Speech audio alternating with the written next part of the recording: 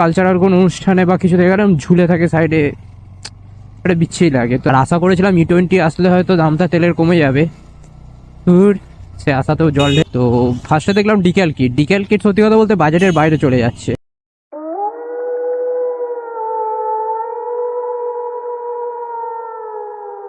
ঠিকঠাক করলাম, এখন দেখছি ওয়াইড অ্যাঙ্গেল বেশ ভালোই আসে এই ক্যামেরাতে।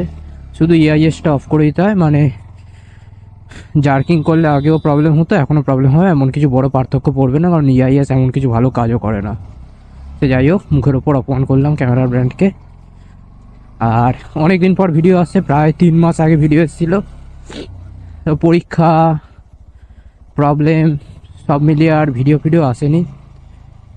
তো এতদিন পরে ভিডিও আসার জন্য স্বাভাবিকভাবে আমারও খুব মনটা আনন্দ হচ্ছে যে ভিডিও বানাতে পারছি। ডেস্টিনেশন আজকের তেমন কিছু নেই, কয়েকটা বাইকের জন্য জিনিস কেনার আছে। দেখা যাক, সেগুলো যদি পাই ঠিকঠাক দামে তো আগের কথা আগে হবে। কিন্তু আপাতত আমাকে যেতে হবে ডুমুরজলা স্টেডিয়ামে, ওখানে গিয়ে একটু চা টা খাবো, ইচ্ছা আছে চা। আর ওই চায়ের সাথে ওটাও, কিন্তু আগে পৌঁছাই। আপাতত আমাকে পুরো বাক্সারা পার করতে হয়, এই রাস্তা আগেও দেখেছো তোমরা, তাই নতুন করে দেখার মতো তেমন কিছু আহামরি কিছু না। নতুন দেখার জন্য ভেতর দিয়ে যাওয়া যায়, দেখা যাক, চলো। হ্যাঁ, রিসেন্টলি দেখতে পাচ্ছ কিনা জানি না, আমি গাড়িতে কি চেনটা পরিবর্তন করেছি। এটা সেই আগে সাইডে ঝুলিয়ে রাখতাম, ও বড্ড বড়, যদি কোথাও ঝুলিয়ে যাই ক্যামেরাটা লাগতো। ট্যুরে গেলাম, ট্রিপে ঠিক আছে, কিন্তু একটা কালচারাল কোনো অনুষ্ঠানে বা কিছু দেখে গেলাম ঝুলে থাকে সাইডে, একটা বিচ্ছিরি লাগে। তো একটা অ্যানিমি কারা দেখো, আমি জানি না, একটা অ্যানিমি আছে ওয়ান পিসে মাঙ্কি ডি লুফি, মানে যে মেন হিরো, তার ক্যারেক্টার একটা ফানিয়েস্ট টাইপের একটা কিরিং পেলাম রবারের 3D মডেল। বেশ সেটাকে লাগিয়ে নিলাম। আমার নতুন হ্যান্ড গ্রিপ ইউজ করছি, হ্যান্ড গ্রিপ দুটোই 50 টাকা করে নিয়েছে, বেশ ভালোই। আগের গ্রিপটা কি একটুখানি যেহেতু বাইকে ঝুঁকে চালাতে হয় না, তো একটু অসুবিধা হতো এই বাইকটা চালাতে। জাস্ট হাতের এই তালুর তলা মানে পামগুলো, সেগুলো একটু ব্যথা হয়ে থাকতো। এর থেকে বেটার অপশান আমি তোমাদের বলবো, একটু খরচা করে সেই ব্যারাকুডার যে গ্রিপগুলো পাওয়া যায় না, সেই গ্রিপগুলো লাগিয়ে নিতে পারো। কারণ আমার এই সাইডে লিভার গার্ডগুলো লাগে, বা ভবিষ্যতে আমি ওই হ্যান্ডগার্ড টাইপের লাগাবো, টুরিং মতো বানাতে যদি হয় তো হ্যান্ডগার্ড লাগাবো। আর সেই ক্ষেত্রে হবে প্রবলেম যদি প্রোটেপারের গ্রিপগুলো লাগানো হয়, কারণ সাইডগুলো পুরো থাকে বন্ধ। তো ওখানে আমাকে এখন মাথা মারতে হবে, কাটিং করতে হবে। আর বাইরে এখানে বক চলছে। আচ্ছা ঠিক আছে, অ্যাডভার্টাইজমেন্ট। হ্যাঁ, যে পয়েন্টে ছিলাম, এবার কাটিং করো, এই করো সেই করো, অনেক ঝামেলা। তাছাড়া সেটা ওই মোটাই করে দেবে গ্রিপটাকে, আর লাগবে আমাদের একটুখানি সরু গ্রিপ। তো সরু গ্রিপ করার একটাই অপশান এখন, এটা চলছে, চলুক, অসুবিধা নেই। পরে একটা ব্যারাকুডা বা ওই টাইপের গ্রিপ ফিপ লাগিয়ে নিলে বেশ ভালো, কারণ নর্মাল কোম্পানি ফিটেড গ্রিপের থেকে ওর গ্রিপটাও বেশি থাকবে, আর নিয়ার অ্যাবাউট ওরকমই মোটা হয়, মানে সরু মতোই হয় বলতে গেলে। তো বেস্ট অপশান।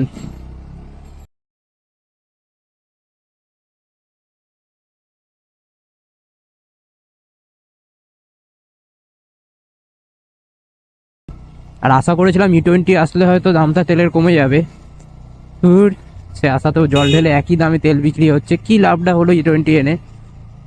1000-2000 টাকা এক্সট্রা খরচা করে লোকে E20-র গাড়ি নিচ্ছে, কি লাভ? কোনো লাভই নেই। তার থেকে না নেওয়া ভালো, পুরোনো মডেলই নেওয়া ভালো। আর এদিক থেকে তো NS এর মডেলগুলো ভালোই খেলে গেছে, শুধুমাত্র গিয়ার ইন্ডিকেটারের লোভে আমি নিয়েছি। আর হ্যাঁ, আপসাইড ডাউন ফোক্স আর গিয়ার ইন্ডিকেটার। আমার E20-তে কোনো মতলবই ছিল না যে E20 পাবো এই সেই। যখন নিচ্ছে এবার তো একটা আশা জাগেই না, এটা এরকম পেতে পারি কম দামে। অনেকেই তোমরা এগ্রি করবে ব্যাপারটায়। R15 V3-তে R15M এর থেকে বেশি পাওয়ার, অন পেপার না হলেও প্র্যাকটিক্যালি পাওয়ারটা বেশি। যারা চালাও তারা বুঝতে পারো। এবার কেউ কি চাইবে কম পাওয়ারের গাড়ি নেব ওর থেকে? অবশ্যই না। তো অন পেপার সেম পাওয়ার দিয়ে ইঞ্জিন টিউনিং এমনভাবেই তারা করেছে যেন এমিশন নর্মসটাও ঠিকঠাক থাকে, পাওয়ারও একদম আহামরি কিছু না থাকে। এবার সেটা করতে গিয়ে সে আগের ভার্সানের থেকে পাওয়ার কমে গেছে। কেন আমাদের RS 200 যায়, RS 200 যদি যাই সেখানেও দেখা যাবে যে পাওয়ারটা কমে গেছে। তো সেই ব্যাপার। এখন RS 200 NS 200 দুটো গাড়ি, জুতো বলছি, দুটো গাড়ি এখন বাজারে অ্যাভেলেবেল। এবার লোকে NS নেবে না RS নেবে, সেই দুটোর মধ্যে এখন লোকের কনফ্লিক্ট চলতেই পারে। তাই স্মার্ট প্লে কী হলো, RS-এও গিয়ার ইন্ডিকেটার সব দিল, আপসাইড ডাউন ফোকসা কিছুতেই দিল না। তাই লোকে বেশিরভাগ ভাববে যে RS 200টাই নেওয়া ভালো, কিছু খরচা বেশি দিয়ে NS-এর থেকে, তো NS-এর সেল পড়ে যাবে। এবার এখানে কনফ্লিক্টটা কেমন হলো যে RS 200 ফুল ফেয়ার্ড বাইক, বেশি পাওয়ার, মানে দৌড়ায় বেশি। আবার সে বলছে প্র্যাকটিক্যালি সেম ইঞ্জিন হলো, প্র্যাকটিক্যালি দৌড়ায় বেশি।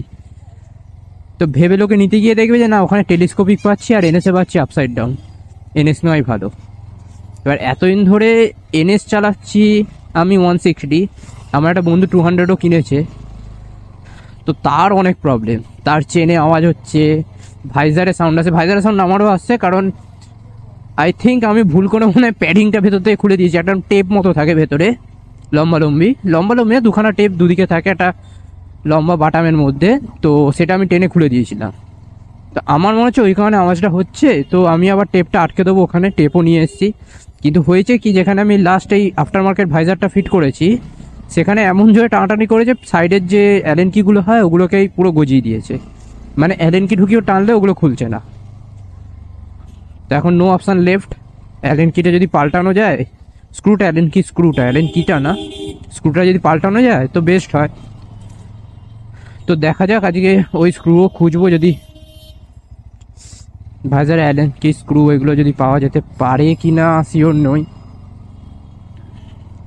তারপর গাড়িতে স্টিকার মডিফিকেশান করাবো, ইচ্ছা আছে। তো ফার্স্টে দেখলাম ডিক্যাল কিট সত্যি কথা বলতে বাজেটের বাইরে চলে যাচ্ছে, আর ফুল বডি মডিফিকেশান করানোটা খুব একটা, হ্যাঁ জানি কিছুটা সেই ল্যামিনেশনের মতোই কাজ করবে, বাট স্টিল কেমন একটা লাগছে, তো সেই দিকটা আমি যাচ্ছি না। আর আমি ভাবছি হচ্ছে যদি মডিফিকেশানটা নর্মাল করা যায়, মিনিমাল জাস্ট রেড অ্যান্ড ব্ল্যাকের থিমে করব, যেহেতু আমার হেলমেটটাও হান্টার, অ্যাপেক্স হান্টার, যারা জানো না তাই বলে দিই, এক্সর অ্যাপেক্স হান্টার রেড ভার্সানটা গ্লসি, তো রেড অ্যান্ড ব্ল্যাকই করার চেষ্টা করব। আর কিছু কার্বন ফাইবার হালকা হালকা টাচ রাখবো, যেহেতু সামনের ফেন্ডারটা জানো NS-এর কিন্তু কার্বন ফাইবার টাইপের দেওয়া, তো ট্যাঙ্কের কাছে একটু কার্বন ফাইবার মাঝখানটা রাখলাম টাচ। তো এরকম দেখে বা দোকানে যারা করবে তাদের সঙ্গে কনসাল্ট করে কোনটা ভালো লাগছে কোনটা লাগছে না করা যাবে। আপাতত ইচ্ছা আছে এই যে লিভার দুটো আছে না, ওগুলোতে অ্যাডজাস্টেবল করবো, কারণ এই লিভারগুলো অতিরিক্ত, আমার হাত ছোট, 5.4 হাইট আমার, আর সেই অনুযায়ী আমার হাতটা ছোট, তো একটু ধরতে অসুবিধা হয় অ্যাকচুয়ালি। তো অ্যাডজাস্টেবল লিভার দিয়ে যদি একটু ছোট করা যায় তো অনেকটাই সুবিধা হতো, আর তাছাড়াও দেখতেও ভালো লাগলো ওটা। তো ওইটা একটা মডিফিকেশান, ছোট্ট পাওয়ার পার্টস বলতে পারো, চেঞ্জ আমি করব।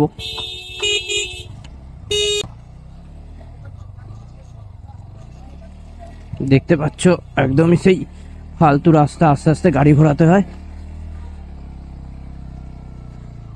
বাট যাওয়া যায় না এমনটা না, ট্রেন আছে, দেখি বেআইনি কাজ করছি তাও, লাস্ট ট্রেনেই আছে। ও ও পেরিয়ে গেছি।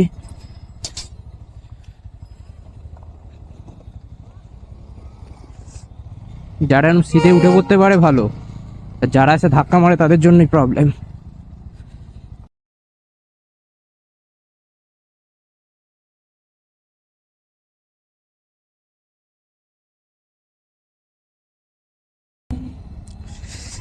NS-এর কি হাইট টেস্টের ভিডিও চাও? কারণ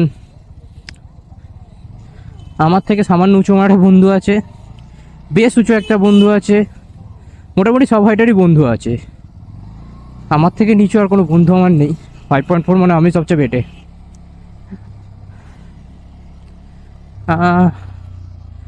তো যাই হোক 5.4 হিসাবে আমার কিন্তু সব গাড়িতে মোটামুটি পা আছে, কারণ আমার পায়ের দিকটা আমি জানি না আমার লম্বা। তো অনেকে দেখায় 5.4 পা পাচ্ছে না, সেরকম গাড়িতে আমি দেখি যে আমার পুরো ফ্ল্যাট ফুট হয়ে যায়। আর এনএসও আমার নিয়ারলি ফ্ল্যাট ফুট হয়, নিয়ারলি একদিকটা ফ্ল্যাট ফুট হলে একটুখানি টো এই দিকটা, টোয়ের হাফের থেকে একটু বেশি ঠেকে থাকে। তো এই ব্যাপার। আর দেখতেই পাচ্ছ লাদাখ ফ্ল্যাগ শখ করে লাগিয়েও নিয়েছি।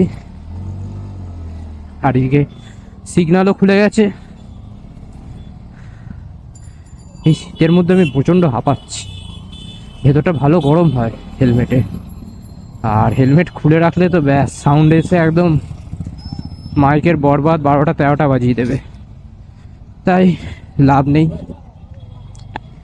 তার থেকে বরঞ্চ হেলমেটের এটা বন্ধই রাখি। এই শীতকালে এর ভেতরে, ভাইজারের ভিতরে আমি যদি এত হাঁপাতে থাকি, তাহলে লাদাখে গিয়ে যারা কথা বলে তারা হাঁপায়, রিজনটা আমি পারফেক্টলি এখন বুঝতে পারছি যে কী করে তারা কথা বলে। হালকা খুলবো নাকি ভাইজারটা ভাবছি, ভালোই হাঁপানি হচ্ছে, খুলেই দিই একটুখানি।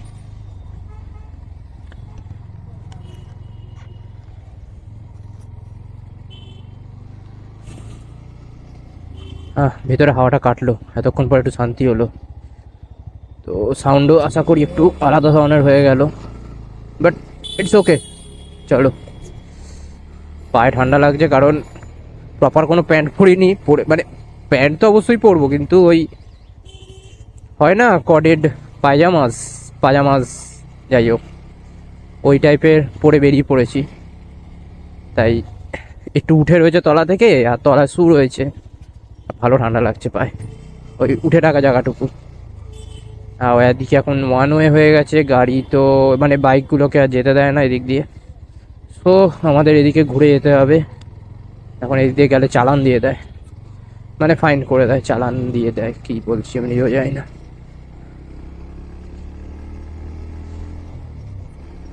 তো এই জায়গাটা একটু জোরে চালানোই যায়, কারণ এই জায়গাটা সামনে দেখতে পুরো স্ট্রেট রাস্তা। তো চলো জোরেই একটু চালাই, তাও 4th গিয়ারে চালাচ্ছি, 5th-এ তুললে তো গাড়ি উড়ে যাবে। 65 এই রাস্তায় এনাফ, মানে মোর দ্যান এনাফ নয়, তবে এনাফ।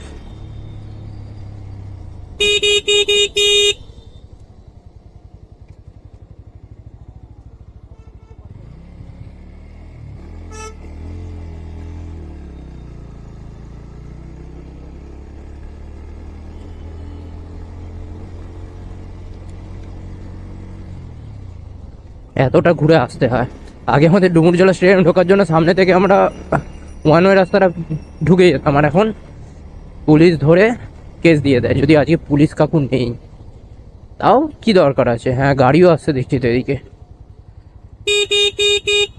কিন্তু বিলকুল নেই রিক্স লেনে কা নেই বিলকুল, কুছ ভি কি একটা বলছি আমি নিজেই চাই না, মুখস্থ তো নেই ভালো করে। বিলকুল রিক্স নেই লেনে কা, একদম কোনো রিক্স নয়। তো সিধে গিয়ে চায়ের দোকানে দাঁড়াবো, চা খাবো, তারপরে কাজে চলে যাব। কাজে মানে যে কাজের জন্য এসেছি। এই গাড়ির চাকাটা খুব মোটা, ইয়ামাহা এফজেডএস 25 250 সিসি গাড়ি।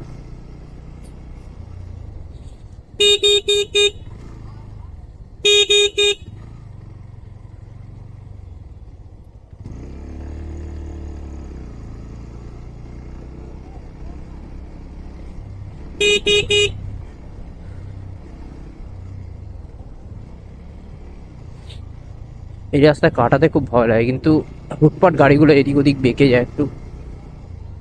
এই দেখো সাইকেলওয়ালা এদিক দিয়ে যাচ্ছে, কোনো ক্যাজুয়াল ভাই, হতেই পারে, কিন্তু এতেই অ্যাক্সিডেন্টটা বেশি হয়।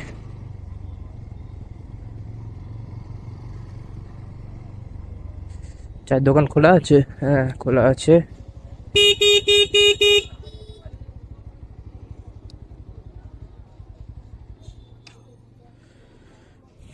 চলো চাটা খেয়ে ফেরত আসছি।